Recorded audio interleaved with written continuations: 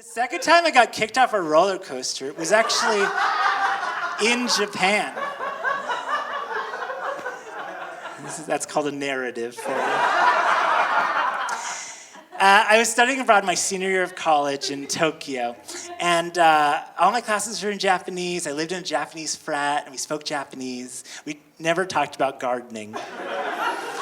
And we went to Fuji-ku, which is like a theme park outside Mount Fuji, and we went in a Japanese haunted house.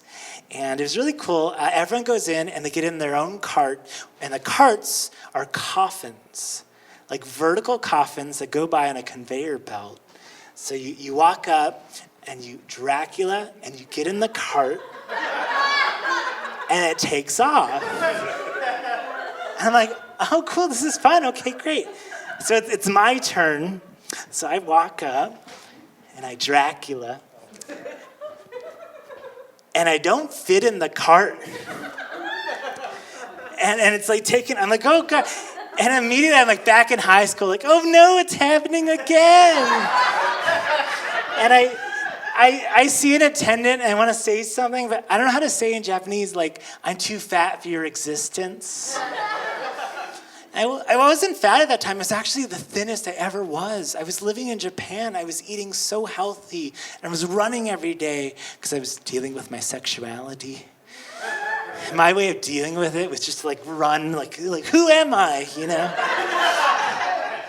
And so I was thin, but I was in Japan, and I picked the wrong time to be thin.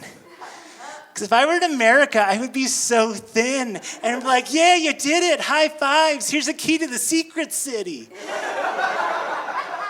And no, I'm in Japan. And so no matter how thin I get, I'm still way bigger than anyone else. I'm too tall, and my hips are too wide, and the subway windows are here, and I got to lean down to look out. Is that my stop? Or no? And I don't know what to do. And so I make a decision. I'm going to fit in this coffin. Because if I can't fit in a coffin, what do I have to look forward to?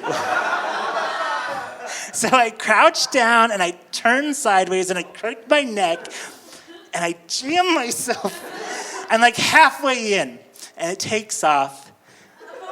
And then I'm worried. They say to always keep your hands and feet inside the cart at all times. They never mention love handles. I don't want to hit a tombstone every 5 feet. Ow, ow, ow. And am I going to fall off this roller coaster? And so it takes off, and halfway through the ride, they have actors jump out to scare you.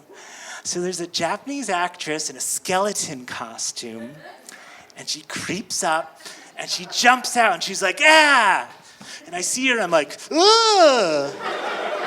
And then she sees me, and it's like, ah!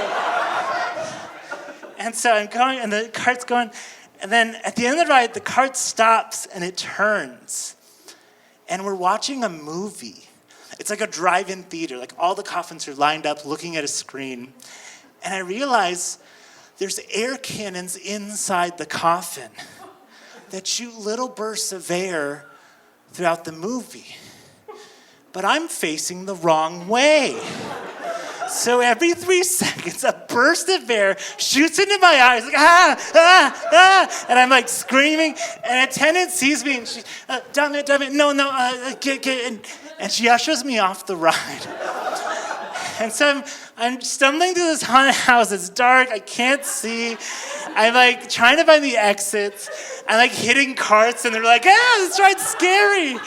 And finally, I get out, and I make my way to the exit, and I sit on a bench, and wait for my skinny friends to get off the ride and tell me how fun it was. I think that was a turning point for me, because it was just here I was thin. I did everything people wanted me to do, you know? And I still wasn't good enough. I was never going to be the right body type, and I just kind of gave up at that point.